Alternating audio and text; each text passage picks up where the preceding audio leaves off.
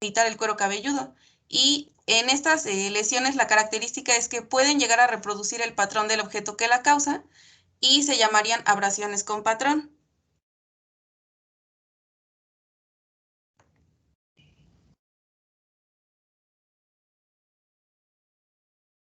La siguiente, por favor.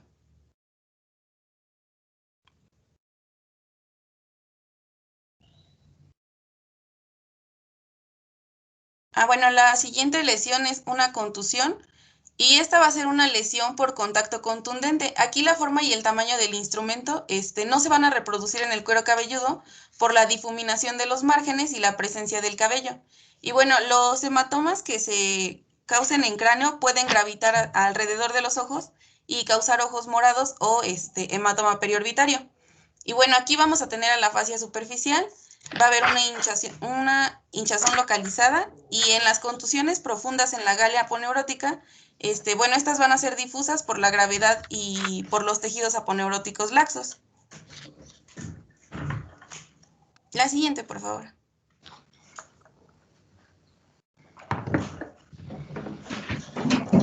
La siguiente lesión es la laceración. Estos van a ser desgarros o fisuras de la piel y van a estar causadas por un objeto contundente. Y aquí las partes localizadas del tejido se van a desplazar por el impacto de una fuerza contundente. En la laceración se va a presentar un margen magullado o desgastado y también podemos tener presencia de puentes tisulares en la profundidad de la herida. Aquí el cabello va a estar sin cortar y va a cruzar la herida. Estas van a sangrar profusamente y también pueden causar la muerte si son grandes y no se llegan a tratar a tiempo. Pueden reproducir el tamaño y la forma del instrumento también y deben explorarse y palparse para descartar fracturas deprimidas.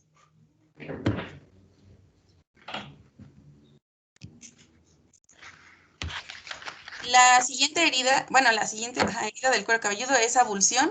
Esta va a ser una laceración que se produce por una fuerza de cizallamiento que va a ser aplicada en un ángulo agudo y va a desprender una parte del cuero cabelludo.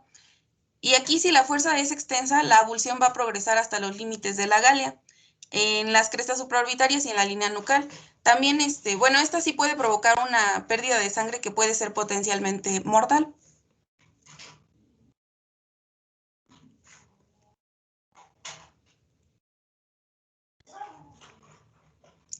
Y la herida incisa, en la herida incisa va a haber márgenes de cortes limpios y los bulbos de pelo también van a estar cortados limpiamente. Aquí va a haber una infección rara, más bien la infección aquí va a ser rara porque hay abundante suministro de sangre. Y bueno, si una lesión que se extiende a través de la gálea se infecta, puede extenderse a través de las venas para involucrar los senos sagitales, lateral y cavernoso. Y aquí sí podría causar complicaciones sépticas, por ejemplo, meningitis o absceso cerebral.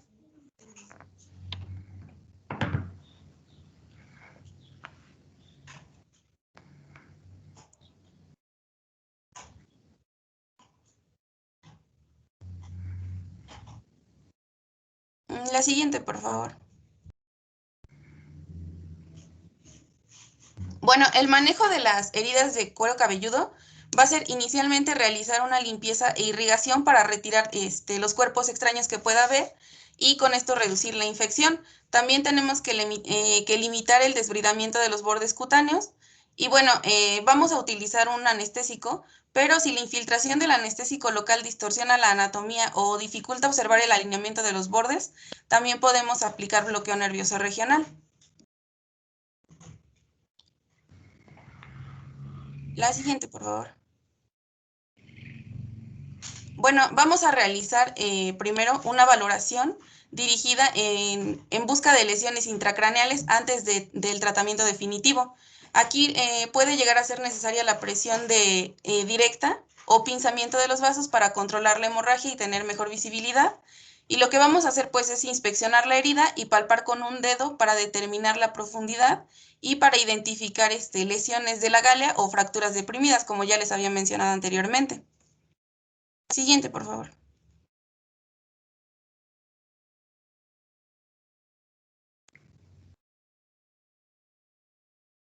Bueno, en cuanto a los niños, pueden requerir sedación para reparar la herida y la anestesia se puede proporcionar con infiltración tópica, local o regional.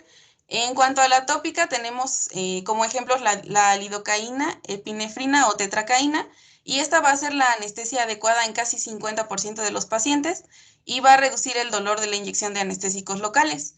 Y bueno, respecto a los locales, tenemos a la epinefrina y la ventaja de los locales es que... Lidocaína con epinefrina. Ah, ok. Y bueno, estos van a facilitar el control de la hemorragia. Bueno, algo importante que tengo que mencionarles es que no debemos afeitar el vello antes del cierre de una herida. Lo que podemos hacer respecto al cabello, pues es cepillarlo con un ungüento, por ejemplo, vaselina, y si aún es difícil la visualización, podemos recortar el cabello con tijeras. Y bueno, las heridas accesibles de la galea las vamos a suturar para prevenir, perdón, la formación de un hematoma subgaleal. Siguiente, por favor.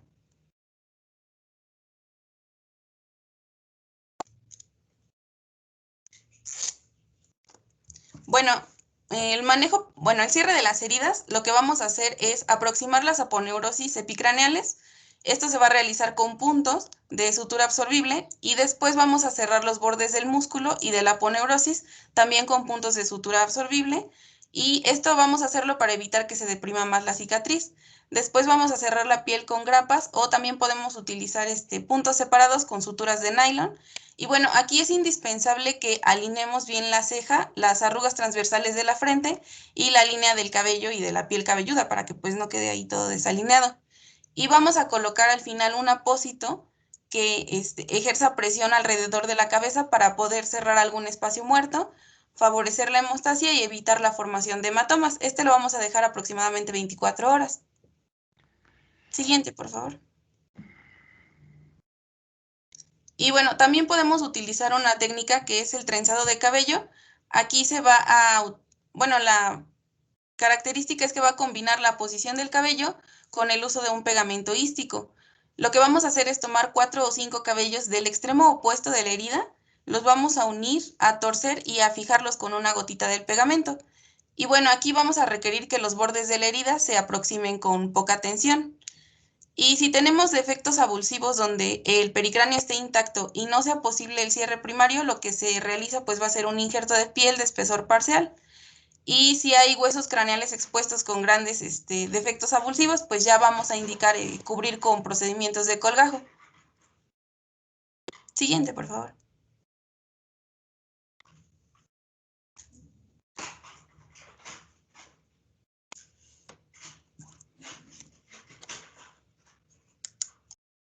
Vamos a seguir con fracturas de la base del cráneo. Siguiente. Antes de eso, por favor. Bueno, las heridas del cuero cabelludo se le llaman escalpe por sus siglas en inglés, obviamente por la presencia de lo que es la piel, tejido celular subcutáneo, aponeurosis, galea y lo que es el epicráneo. Entonces, cuando nosotros tenemos una herida a nivel del cuero cabelludo, pues le decimos el escalpe. Entonces, algo característico que tiene este tipo de tejido es que es muy vascularizado, tanto un plexo venoso como un sistema arterial. Y pues bueno, esto lo que hace que sus tejidos, cuando lleguen a generar una lesión, sanen de manera rápida por esa circulación de manera adecuada. Y la otra es que también los procesos infecciosos no se expanden de manera tan rápida como en otros sitios. Entonces es una característica de él. El otro problema es que cuando llegamos a tener una herida, pues sangran como si fuera llave, efectivamente. Y bueno, aquí pues no hablaron un poquito acerca de la anatomía. Tenemos nosotros principalmente, cuando tenemos una herida pequeña, pues podemos hacer una infiltración local. Una herida de 4 o 5 centímetros o irregulares, pues sí. Pero ya si yo tengo una herida más grande, pues bueno, tengo que hacer una infiltración regional en la cual voy a infiltrar lo que son los nervios supraorbitarios, el nervio auricular posterior, el nervio auricular anterior y los occipitales que me van a irrigar la mayor parte de lo que es el epicráneo. En la parte anterior, pues vamos a bloquear lo que es la rama frontal de lo que es del trigémino. Y en la parte posterior vamos a infiltrar los ramos superficiales occipitales de lo que es C2. Y bueno, ya teniendo esto, primero tenemos que irrigar la herida. La herida puede ser con solución fisiológica o con agua de garrafón, lo que ustedes quieran, para quitar todo lo que se llame cuerpo extraño, basura, vidrios, piedras. Si que se quedan ese tipo de cuerpos extraños en ese sitio, van a generar y van a formar granulomas que tarde o temprano se tienen que quitar porque le pueden generar problemas ahí a su paciente. Y podemos utilizar en este caso, en heridas lineales, podemos utilizar nylon, sutura 2 ceros o 3 ceros. Es una piel muy gruesa y podemos dar puntos simples, usar lo que ustedes quieran. Como les mencionó su compañera, si yo tengo una herida en la cual me va a involucrar todos los tejidos hasta la parte del periósteo, tengo que cerrar un poquito lo que es la galia aponeurótica con Vicryl 3 ceros o con Vicryl 2 ceros para que tenga yo un mecanismo de cierre en este sitio. Aquí lo importante cuando llegue un paciente, sobre todo cuando vayan al servicio social o estén en el servicio de urgencias, van a llegar los pacientes sangrando. Entonces lo que tienen que hacer primero es colocar pinzas Cray sobre los vasos sangrantes. En el momento, pues los pacientes están alcoholizados, drogados o por el efecto del traumatismo, pues casi no van a sentir. Lo coloquen las pinzas, hagan ligaduras, posteriormente hagan el lavado, hagan ustedes la infiltración. En los pediátricos siempre vamos a tener el uso de va a ser necesario el uso de una sedación con anestesiología. Y bueno, ¿qué pasa si yo tengo una herida irregular? Pues primero tenemos que unir las esquinas, posteriormente las líneas. Ahora, si mi paciente generó un sangrado, un hematoma grande o desprendimientos grandes, la complicación frecuentemente cuando hacemos el cierre es la formación de hematomas residuales. Entonces podemos dejar nosotros un Penrose, una sonda Nelaton o una sonda Foley, obviamente de menor diámetro, de 8 o de 10 French, para que no se lleguen a colectar ningún hematoma y no se llegue a infectar.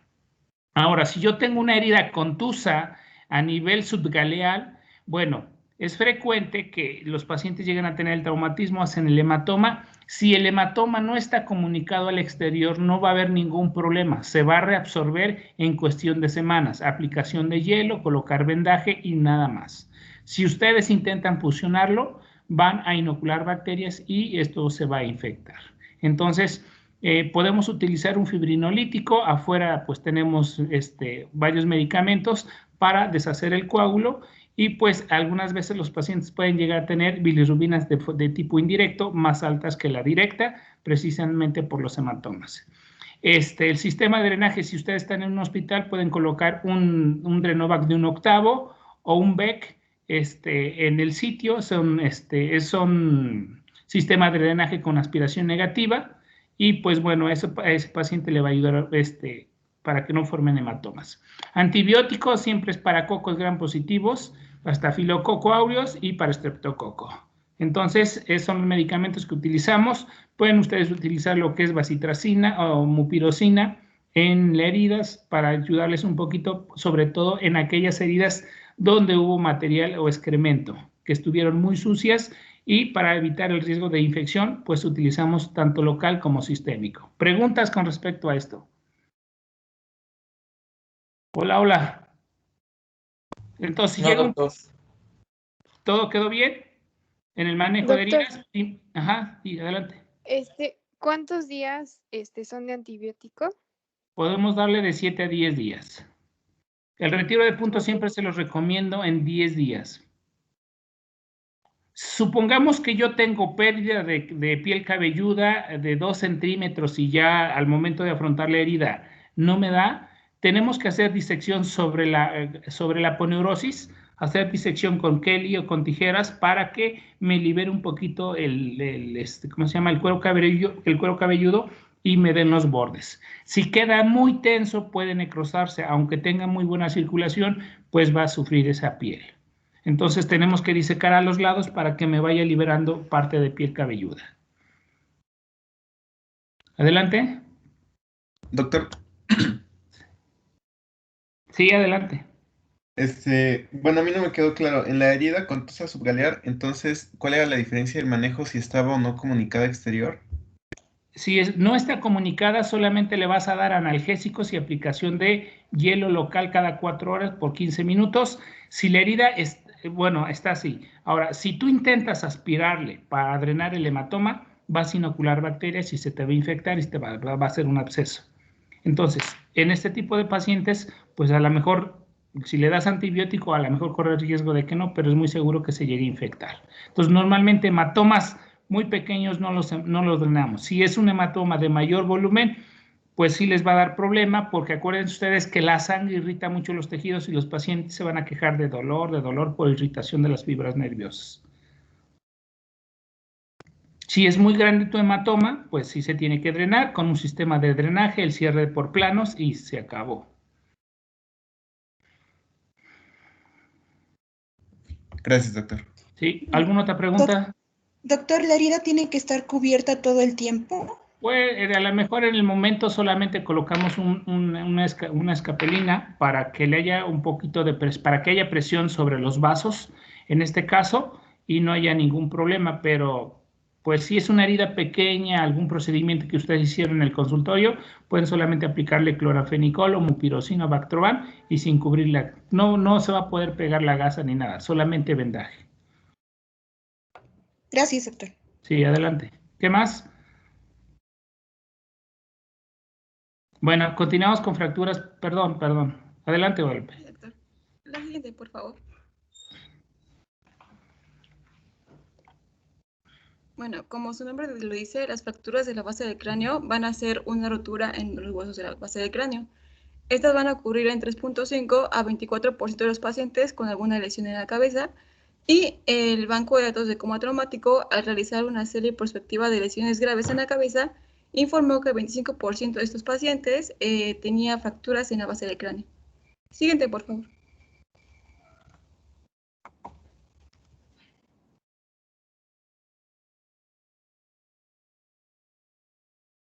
Siguiente. En cuanto a su etiología, estas ocurren principalmente debido a un impacto directo o debido a la propagación de ondas de tensión a través del cráneo como resultado de un impacto remoto.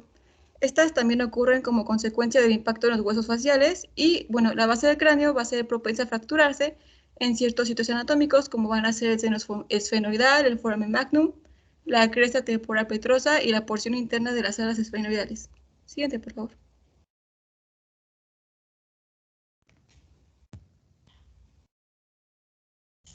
En tanto su fisiopatología, sabemos que la relación anatómica única de la base del cráneo va a ser responsable de los problemas particulares que pueden surgir después de una lesión. La dura madre, que va a estar firmemente adherida a la base del cráneo, la va a ser vulnerable a la laceración por alguna de esas fracturas. Y bueno, esta fractura puede colocar el espacio subaracnoideo en contacto directo con los senos paranasales, las estructuras del oído medio o las celdas mastoideas.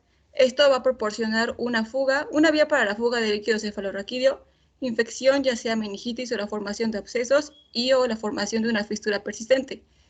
Y bueno, este tipo de fracturas pueden causar daño a los nervios craneales y los vasos sanguíneos. Siguiente, por favor.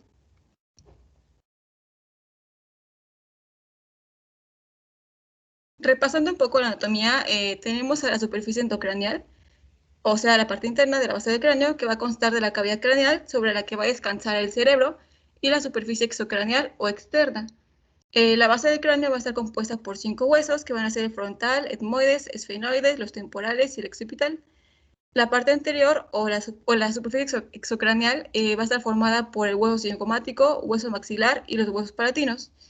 Y bueno, sabemos que los huesos de la base del cráneo van a contener varios agujeros a través de los cuales van a pasar nervios, arterias y venas. Y se pueden identificar 3 regiones naturalmente contorneadas cuando la base del cráneo se observa desde superior, que van a ser las fosas craneales anterior, media y posterior. Siguiente, por favor.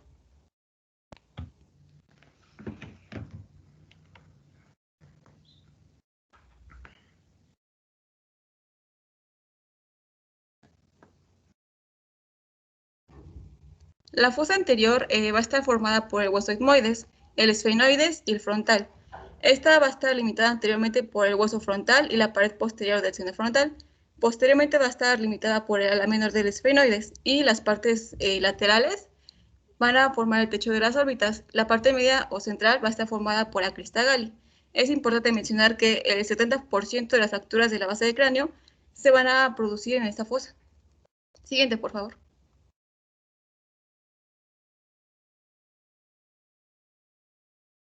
La fosa media va a estar formada por los huesos esfenoides y el temporal. Esta va a estar limitada anteriormente por las alas menores de los esfenoides y posteriormente por las porciones petros del temporal.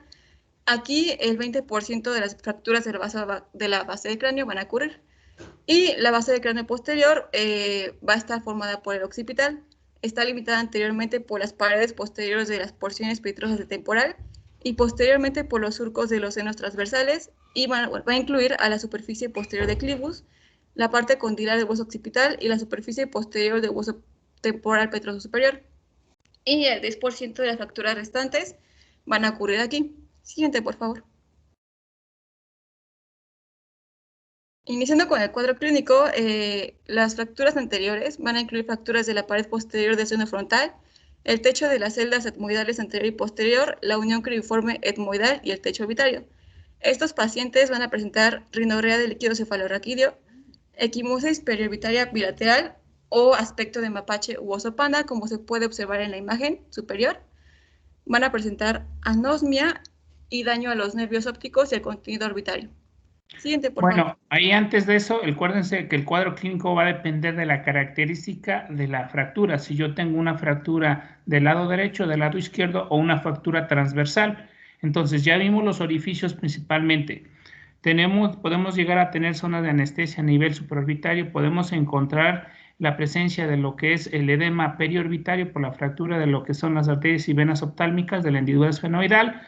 Podemos llegar a tener anosmia unilateral o bilateral y podemos encontrar ceguera unilateral o bilateral, además de la sintomatología como es la rinorrea. Entonces son los datos característicos clínicos de evidencia de fractura de piso anterior.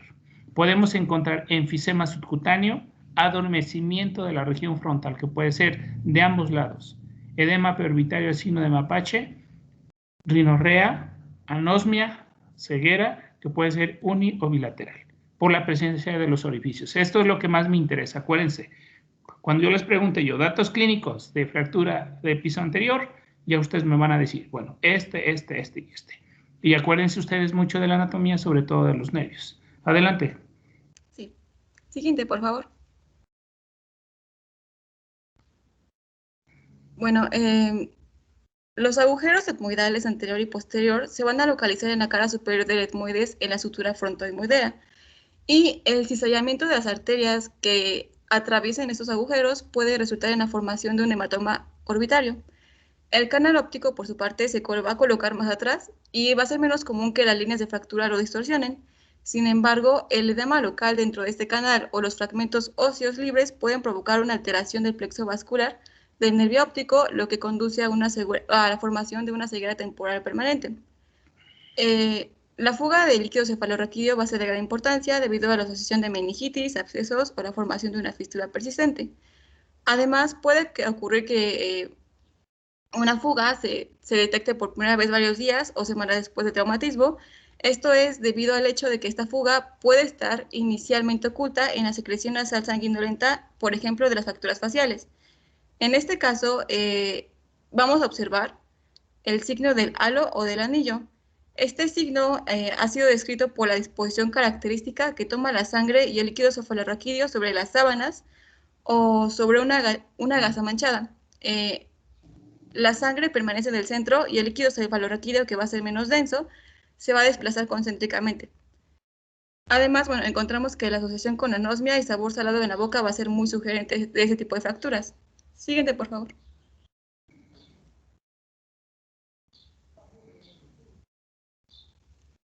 En tanto las fracturas del temporal, estas se clasifican como transversales, longitudinales o mixtas, esto es según el eje de la fractura en relación con la cresta petrosa.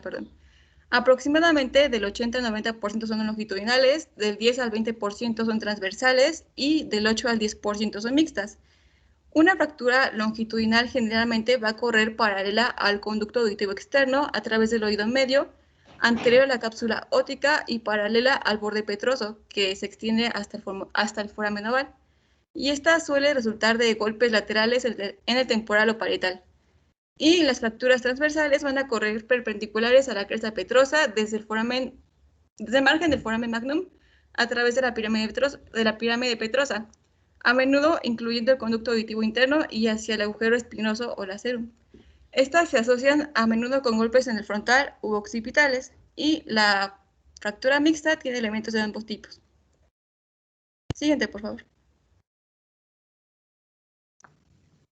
Las fracturas longitudinales de temporal van a causar sangrado y otorrea del líquido cefalorraquídeo. Esto es debido a la ruptura de la membrana timpánica.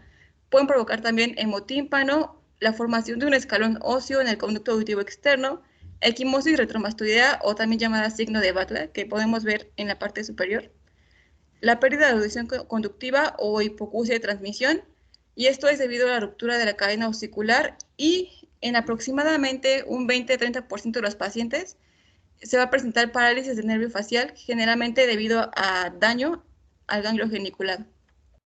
Siguiente, por favor.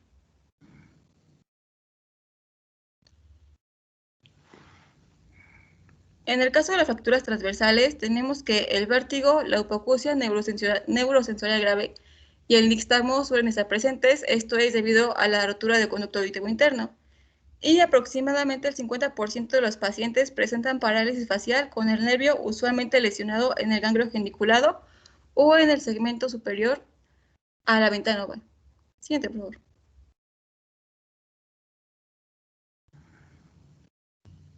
Las complicaciones más comunes de ese tipo de fracturas van a ser fuga y fístulas del líquido cefalorraquídeo, y estas van a ocurrir en un tercio de fracturas del hueso temporal. Y bueno, cuando la fractura desgarra la dura madre, el líquido cefalorraquídeo se filtra al espacio timpanomastoideo, y si se ha roto la membrana timpánica, se va a producir otorrea. Si la membrana está intacta, el líquido puede filtrarse por la trompa de Eustaquio hacia la nasofaringe y provocar rinorrea. Y bueno, encontramos que la gran mayoría de estas se cierra espontáneamente 2 semanas después del traumatismo. También tenemos a la pérdida auditiva, donde entre el 20 y el 80% de los pacientes con fracturas del hueso temporal van a mostrar algún grado de pérdida auditiva. Siguiente, por favor.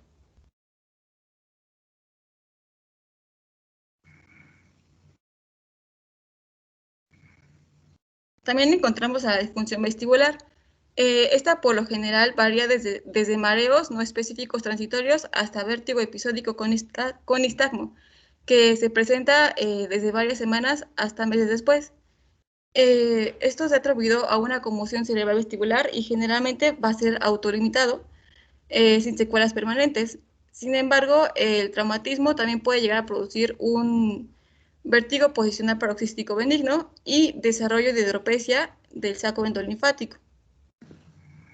Por último, tenemos a la lesión del nervio facial como complicación. Esta va a complicar alrededor del 3% de todas de todas las lesiones de la cabeza, y es causada por un hematoma dentro del nervio, una alteración anatómica, una contusión o un fragmento óseo que choca.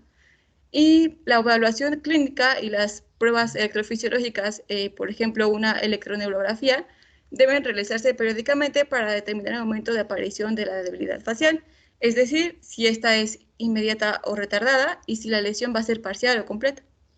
Siguiente, por favor. Seguimos con las fracturas del esfenoides. Estas incluyen fracturas del cuerpo, fracturas del ala mayor, del ala menor y fracturas que atraviesan el proceso pterigoideo. Estas fracturas pueden resultar en rinorrea del líquido cefalorraquídeo, traumatismos de los nervios craneales 3, 4 y 6, provocando oftalmoplegia, lesión del nervio óptico, lesión del quiasma y anomalías endocrinas en fracturas celares, lesión de la arteria carótida interna, que puede producir isquemia, formación de pseudoneurismas y fístulas carotidocavernosas. Y bueno, esta lesión de la arteria carótida interna también puede ocurrir cuando una línea de fractura atraviesa el canal carotídeo. Siguiente, por favor. En tanto las fracturas de Clivus, estas se han descrito en accidentes de vehículos de motor a alta velocidad y se han atribuido impactos de energía en las mismas. Se clasifican en longitudinal, transversal y oblicua. Las fracturas longitudinales se asocian con lesiones del sistema vertebrovascular y traumatismo de tronco encefálico o ambos, y estas suelen ser muy letales. El nervio abducens puede dañarse directamente en estas fracturas. Por su parte, las fracturas transversales se extienden a través del canal carotídeo y el hueso temporal petroso. Estas van a contribuir con menor frecuencia a la mortalidad, pero se asocian con fugas de líquido cefalorraquídeo, lesiones de pares craneales, diabetes insípida y fístulas carotidocavernosas. Siguiente, por favor. En tanto las fracturas del cóndilo occipital, estas van a ser muy poco frecuentes y van a ser el resultado de un traumatismo contundente de alta energía y se van a dividir en 3 tipos. El tipo 1 va a ser secundario a la compresión axial, que va a dar como resultado la comunicación del cóndilo occipital. El tipo 2 va a ser resultado de un golpe occipital directo, en donde la fractura condilar va a ser una extensión de la fractura lineal basal del cráneo. Y el tipo 3, donde la abulsión del fragmento condilar va a ocurrir durante la rotación, la flexión lateral o una combinación de mecanismos. Esta va a ser una fractura inestable. Estas deben sospecharse en cualquier traumatismo cerrado con lesiones craneocervicales que provoquen un estado mental alterado, cuadriparesis, dolor o sensibilidad occipital, parálisis de pares craneales inferiores o inflamación de los tejidos blandos retrofaringeos. Estas rara vez se diagnostican mediante radiografías simples y para estas se va a recomendar la toma de una tomografía computarizada para establecer su diagnóstico. Se recomienda la toma de una resonancia magnética para evaluar la integridad de la unión craneocervical. Siguiente, por favor.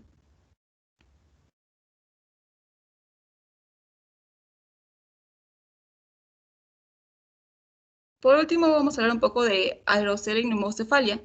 Esta, es común que después de una fractura del hueso del cráneo o cualquier técnica neuroquirúrgica extensa, surge en forma de un cúmulo de aire en la cavidad craneal. A esto se denomina aerosol. Este cúmulo se advierte en la tomografía computarizada en el espacio epidural o subdural sobre la convexidad cerebral o en una zona interhemisférica e indica la posibilidad de que por tal vía puedan penetrar bacterias al cráneo. Los cúmulos pequeños de aire se pueden absorber sin problemas, pero un gran volumen puede actuar como masa y puede llegar a causar deterioro clínico después de la lesión. En este caso, la inhalación de oxígeno puro tiene un efecto beneficioso, pero a veces se necesita aspirar el aire con una aguja si este cúmulo causa signos clínicos. Siguiente, por favor.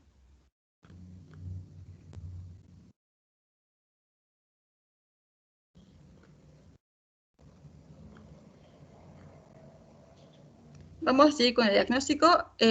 Encontramos que va a ser difícil detectar las fracturas de la base del cráneo en radiografías simples y el médico debe sospechar siempre su presencia si es que hay alguno de los signos clínicos que se mencioné anteriormente.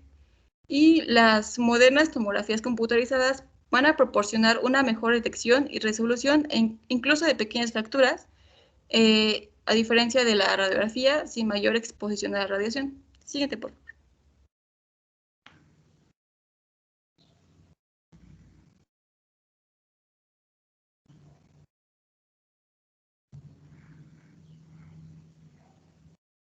La tomografía helicoidal va a ser útil en las fracturas del cóndilo occipital y para la reconstrucción tridimensional en las fracturas del hueso temporal.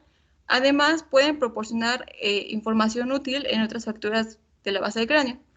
Y la resonancia magnética va a tener un valor suplementario en caso de sospecha de lesiones vasculares y cuando hay daño en pares craneales. Las lesiones ligamentosas, por su parte, se pueden ver mejor en una resonancia magnética. Siguiente, por favor.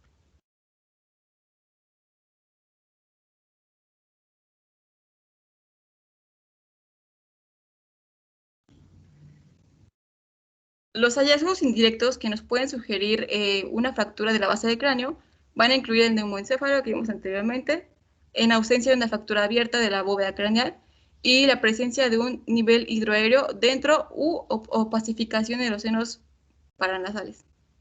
Siguiente, por favor.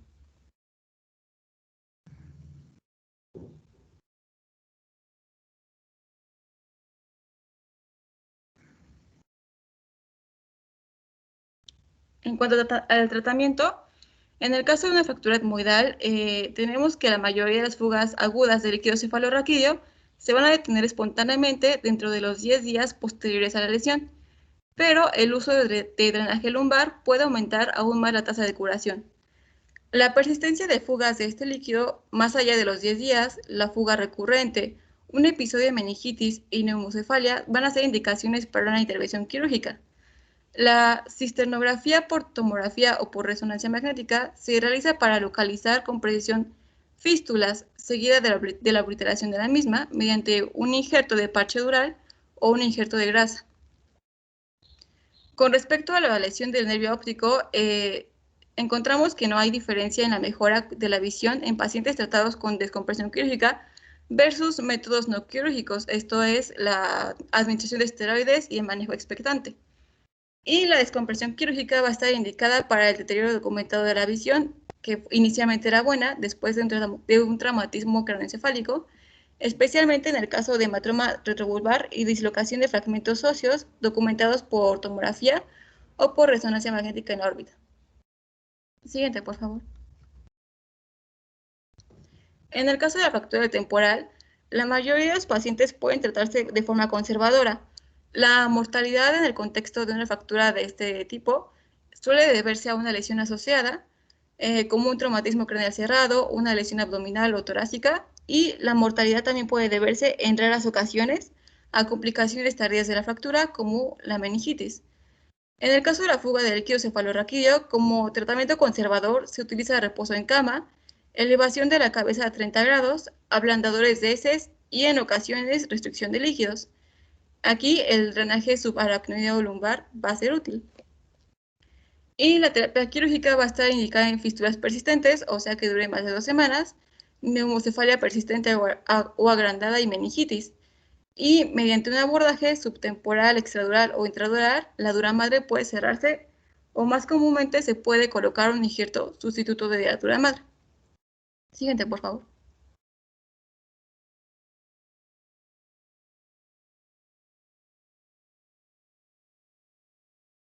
En el caso de la hipoacusia conductiva, la hipoacusia conductiva puede deberse a una lesión en la aurícula, en el conducto auditivo externo, en el tímpano o en la cadena de huesecillos. Aproximadamente el 80% de estos pacientes mejoran espontáneamente. La pérdida de audición conductiva superior a 30 decibeles, que persiste más de 3 meses, en un paciente con la membrana timpánica intacta, va a ser muy sugestiva de la ruptura de la cadena auricular y se debe consultar a un otorrinolaringólogo para una posible reconstrucción de dicha cadena. La hipoacusia neurosensorial puede deberse a un traumatismo en la cóclea, en el nervio coclear, en las vías auditivas centrales. Y en este caso, el pronóstico de recuperación va a ser malo. La mayoría de los autores van a recomendar la amplificación con audífonos. Siguiente, por favor.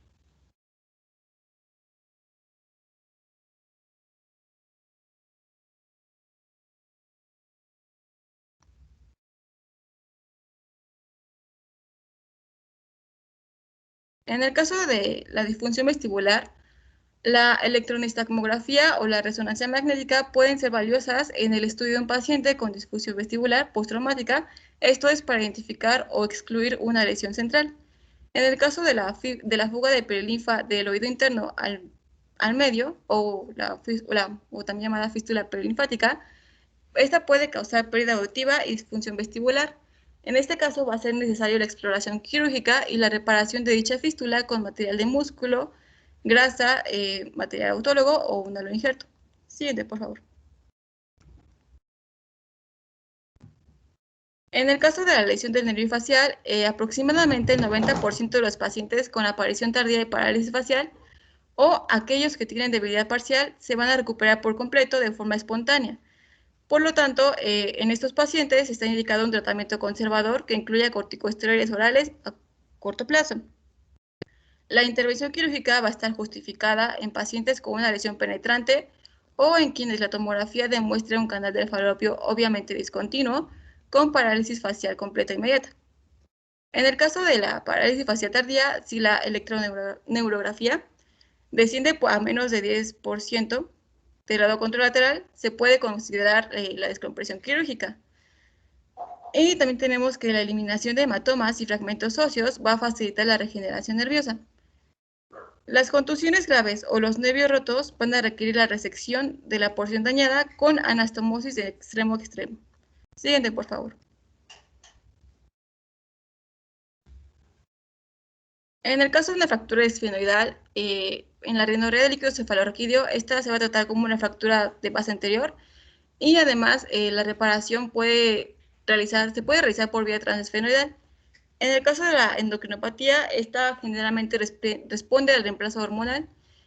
En el caso de la fractura de clivus, estas encontramos que son fatales. Sin embargo, en los pacientes supervivientes, el manejo básico va a ser como en otras fracturas de la base del cráneo. Y por último, la fractura de cóndilo occipital, estas se van a tratar con inmovilización cervical externa durante 6 a 8 semanas.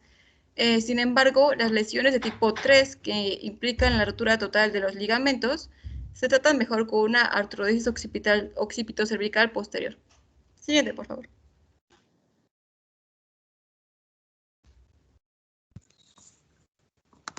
¿Me escucha? Sí. Bueno, continuamos con fracturas de la bóveda del cráneo.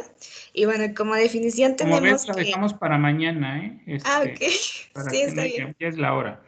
Sí, está Aquí bien. ya nada más es muy importante comentarles que acuérdense ustedes de los orificios que pasan a nivel de la base anterior, media y posterior. En base a eso es como nosotros nos damos cuenta clínicamente si tenemos afecciones o fracturas o evidencia de fracturas. Las más graves son las de piso medio, en la cual tenemos afección del 3 hasta el 9º par craneal. Y obviamente tenemos en este caso los orificios por donde pasa lo que es la arteria carótida, y cuando llegamos a tener hematomas epidurales a nivel de este sitio, normalmente los pacientes se mueren de manera rápida. Si llegara a tener alguna laceración, alguna trombosis, alguna compresión de la carótida, pues algunas veces se llegan a formar fístulas carotidio-cavernosas, que pues obviamente también es un coco, en este caso por los neurocirujanos. Con respecto al manejo que nos dio su compañera, pues sabemos que se dice bien, se dice fácil con respecto al manejo del abordaje de la descompresión, pero desafortunadamente los neurocirujanos realmente casi no hacen ese tipo de abordaje, sobre todo a nivel de base de cráneo. Entonces, tanto las reparaciones primarias y todo eso, pues se necesita mucho adiestramiento. Desafortunadamente en México no tenemos ese tipo de afecciones. Muchas de las veces los pacientes terminan quedándose con su paresia o su afección de ese par craneal, y dependiendo también, porque para que tengamos una fractura de esta dimensión, pues imagínense el traumatismo craneoencefálico, el edema que generó en el paciente y que muchas de las veces están en estado vegetativo.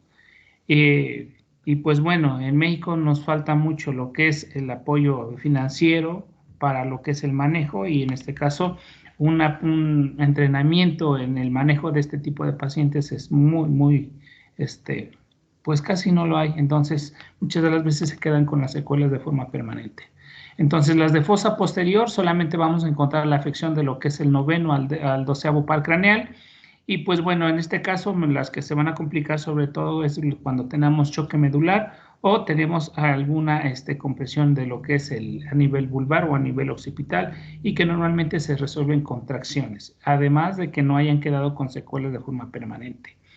Ok, entonces mañana vemos lo que es bóveda de cráneo, ya va a ser un poquito más rápido, pero si tienen alguna duda los vemos el día de mañana. ¿Sale, chicos?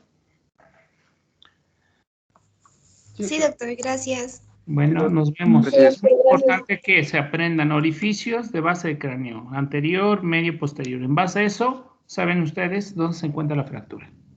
Nos vemos mañana, chicos. Gracias, Hasta doctor. luego. Mañana. Hasta luego.